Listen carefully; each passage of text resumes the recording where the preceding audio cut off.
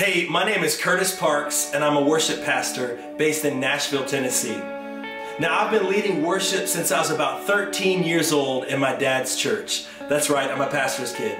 Pray for me. I'm not going to tell you how old I am today, but I've been doing it for a very long time. And one thing that I wish, if I could go back when I first began leading worship, I wish I could have a coach. Somebody to mentor and train me, teach me the do's and don'ts behind not just leading songs, but leading people.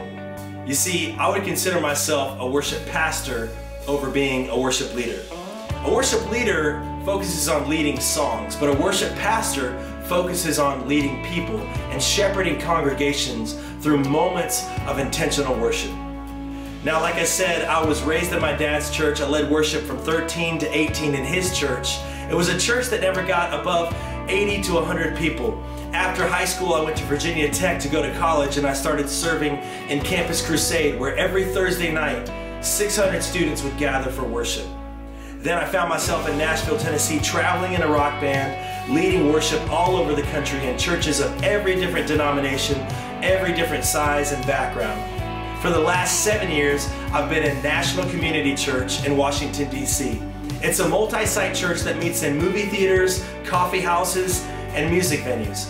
Lead pastor is Mark Batterson, one of the biggest influences in my life. I had the privilege of leading a team of about 150 creatives and musicians, singers and artists. And about a year ago, I wrote my first book. It's called Soundcheck. That book was designed to help worship leaders and worship teams discover authenticity and purpose in their worship lives. About 6 months ago, my family and I stepped out in faith to plant a church in Nashville, Tennessee, which is where I find myself today. Every day I get the opportunity to rub elbows with artists, creatives, musicians, people from all different walks of life, and I get the chance to pastor those people.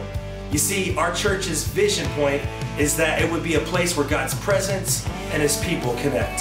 That's what worship is all about. Our heart is rooted in Colossians 3, verse 16. Now, this is a verse where Paul wrote to the early New Testament church, "Teach and admonish one another with wisdom through psalms, hymns, and spiritual songs." And so that's one of the big reasons why I've started this series called Worshipology. It's basically an opportunity for me to be a virtual coach offering worship leader tips to people who might not have those coaches and mentors in their lives. I talk about everything you can imagine in the context of leading worship. How do we utilize the Psalms in today's day and age? How do we root everything that we do out of the scriptures? I talk about some of the frustrations that we have as worship leaders.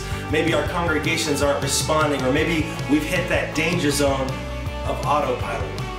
And so Worshipology is basically 3 to 4 minute little video blogs, I guess you call it. I never knew what that word was, vlogs.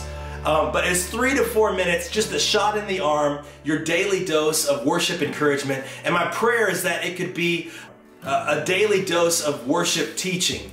I want it to be a resource and an encouragement for everybody who watches. So if it's something that you're interested in, please take a moment, subscribe to this channel, and if you want to, in the comment section below, let me know 1 or 2 topics that you'd really love for me to address through prayer and worship, and of course, sharing some crazy, funny experiences. Hey, my name is Kurtis Parks. The series is called Worshipology. It's a biblical, practical, and spiritual guide to leading worship in our modern day context. It doesn't matter what background you're from, what denomination you're in. I try to let it be a catch-all so that everybody can get a little something from it. Thanks for watching. Much love.